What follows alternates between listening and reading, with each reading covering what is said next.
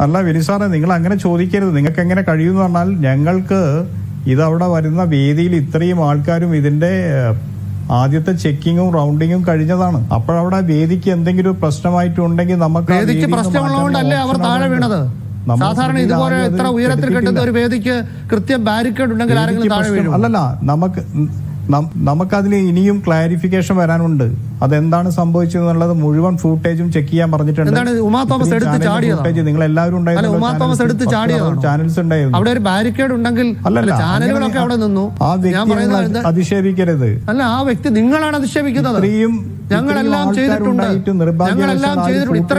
ഇത്രയും ആളുകൾ, പിന്നെ അവരൊക്കെ ചെയ്തത് ഭൂലോക വിഡ്ഢിത്തം. നിങ്ങളുടെ അതുപോലെ ഒരു പരിപാടിക്ക് വന്ന് കയറി എന്നുള്ളത് അവർ ചെയ്ത കാര്യം, അതവിടെ നിൽക്കട്ടെ. പക്ഷേ നിങ്ങൾ ഒന്നും ചെയ്തില്ല, എല്ലാം ചെയ്തു. ചോദിക്കുമ്പോൾ ഞങ്ങളുടെ സുരക്ഷാ ഡിപ്പാർട്ട്മെന്റ്, ഞങ്ങളുടെ IT ഡിപ്പാർട്ട്മെന്റ്, ഞങ്ങൾ അവരെ ഏൽപ്പിച്ചു, ഇവരെ ഏൽപ്പിച്ചു, മറ്റവരെ ഏൽപ്പിച്ചു എന്നൊക്കെ പറയും.